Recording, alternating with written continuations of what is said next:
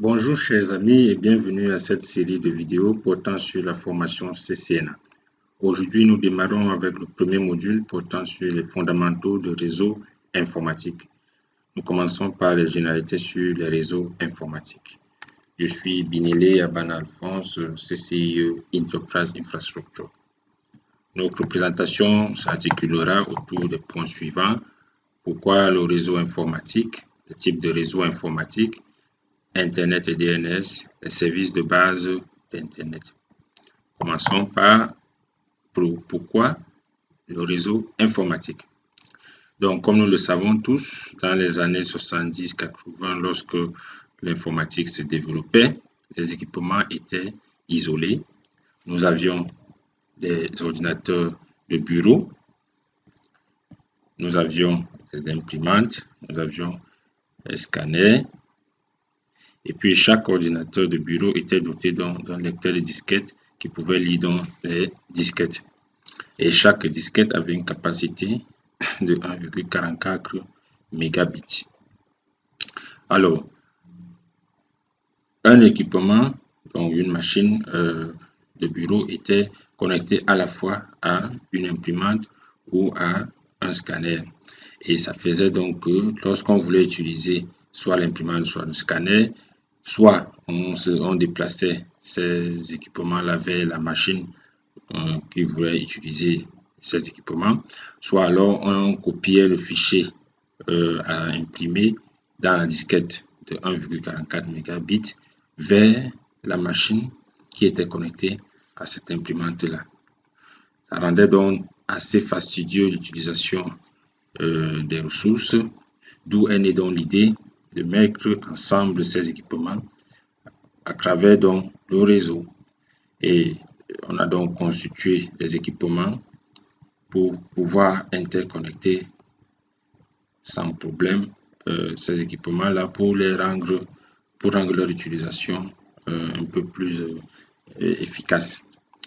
Voilà donc, et tout ce que nous venons de dire là, nous pouvons donc le revoir par la suite dans ce résumé.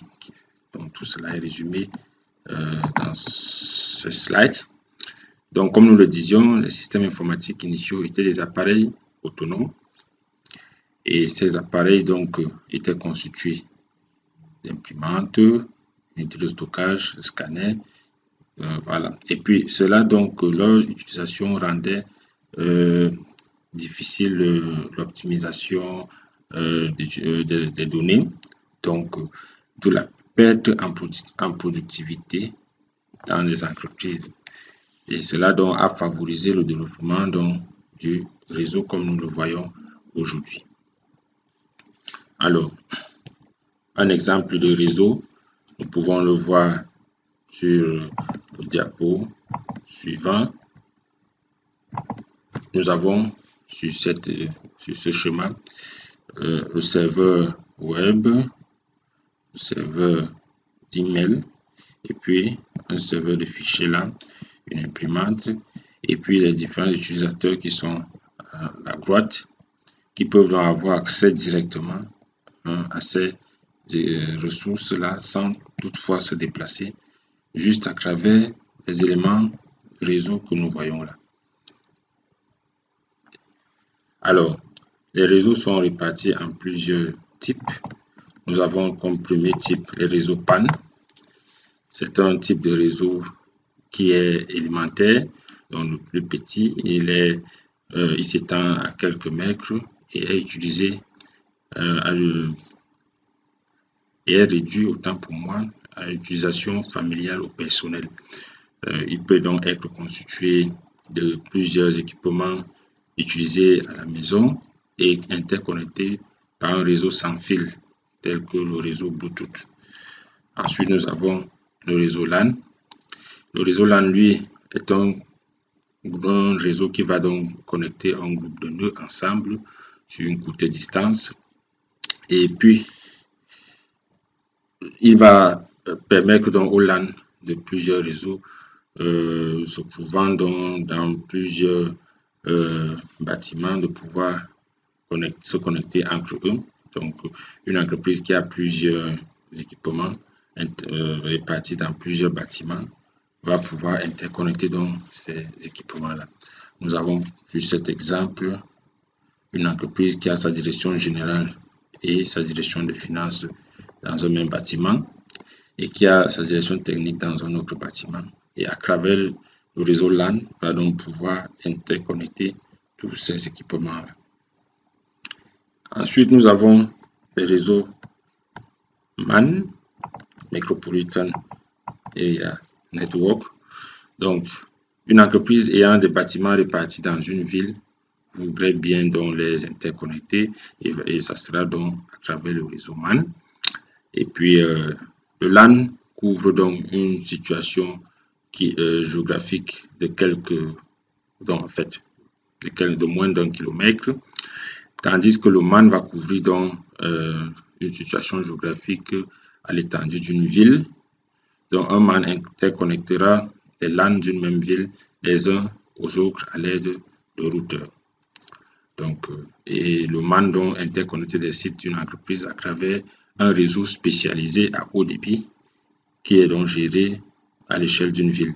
Donc, un réseau spécialisé, c'est, comme nous le disions tantôt, ce sont des liaisons dédiées qui sont donc établies afin de permettre une circulation optimale des informations. Alors, ensuite, nous avons le réseau, comme autre type de réseau, le réseau WAN. C'est la plus grande famille des réseaux. Donc, le réseau WAN, autant pour moi, est un réseau qui couvre une vaste zone géographique. Et puis, le réseau WAN transporte les données sur une distance à l'échelle d'un pays ou de plusieurs pays ou de plusieurs continents. Et notons que lorsque les LAN et les MAN d'une même entreprise sont interconnectés, on va parler de WAN privé. Et là, nous avons besoin donc toujours de l'aide d'un fournisseur d'accès Internet pour pouvoir interconnecter les sites entre eux.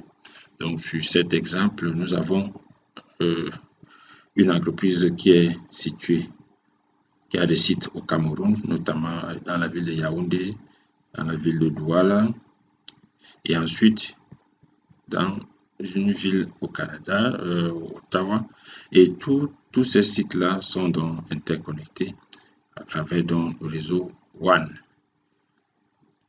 Alors, nous savons donc que tout cela est possible parce que nous utilisons le réseau. Le WAN privé, comme nous l'avions dit, interconnecte plusieurs LAN et plusieurs MAN d'une même entreprise. Nous avons également le WAN public qui, par contre, concrètement au WAN privé, va interconnecter donc plusieurs sites d'entreprises différentes. Et un exemple de WAN public, c'est Internet. Donc, Internet est un WAN public.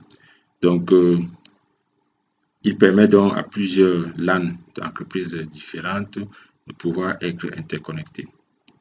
Donc, pourquoi interconnecter plusieurs LAN d'entreprises différentes? C'est pour pouvoir rendre public les services afin de les commercialiser. Donc, ce sont des entreprises qui veulent avoir une vitrine sur le monde extérieur afin de présenter leurs produits. Alors, comme nous le savons, pour que ces équipements puissent communiquer entre eux, ils doivent comprendre une même langue. Et on a donc mis sur pied le modèle TCP/IP pour pouvoir coordonner la communication entre les périphériques sur la base donc du protocole Internet, ou encore appelé le protocole IP, Internet Protocol. Alors, Internet, c'est quoi donc? Internet est un système mondial de réseaux informatiques interconnectés qui connecte tous les réseaux individuels les uns aux autres. Chaque appareil connecté à Internet est identifié par une adresse IP et il y a un organisme mondial qui est donc chargé de l'attribution de ces adresses IP et qui fournit donc ces adresses IP aux fournisseurs d'accès Internet qui à leur tour les fournissent donc à leurs clients. Alors, c'est quoi les services de base sur Internet? Nous avons le service web, qui est le service le plus répandu et qui, comme nous le disions tantôt, permet aux entreprises de vulgariser leurs produits afin de les rendre publics et donc permettre donc à leurs services d'être vus à l'extérieur. Voilà, donc le protocole qui est chargé donc de mettre en pratique ces éléments-là est appelé le protocole HTTP. Le protocole HTTP donc est le protocole qui coordonne les échanges entre le serveur web et les différents clients qui peuvent être le navigateur web. Et nous avons aujourd'hui plusieurs navigateurs tels que Google Chrome, Firefox et bien d'autres encore, Internet Explorer. Donc nous avons comme autre service le service de messagerie électronique qui est un service qui permet donc aux usagers de s'envoyer les emails. Voilà, donc, et le protocole qui coordonne ces échanges-là est le protocole SMTP. Nous avons comme autre service le service de nom. Le service de nom est un service utilisé tous les jours parce que pour pouvoir avoir accès à un serveur, l'être humain ne va pas utiliser l'adresse que la machine utilise, c'est-à-dire l'adresse IP, mais plutôt il va utiliser un nom. On va appeler URL, adresse URL, et cette adresse URL, donc, la machine va se charger de la convertir en adresse machine ou adresse IP. Voilà, donc le protocole qui est donc chargé de cette conversion est appelé le protocole DNS.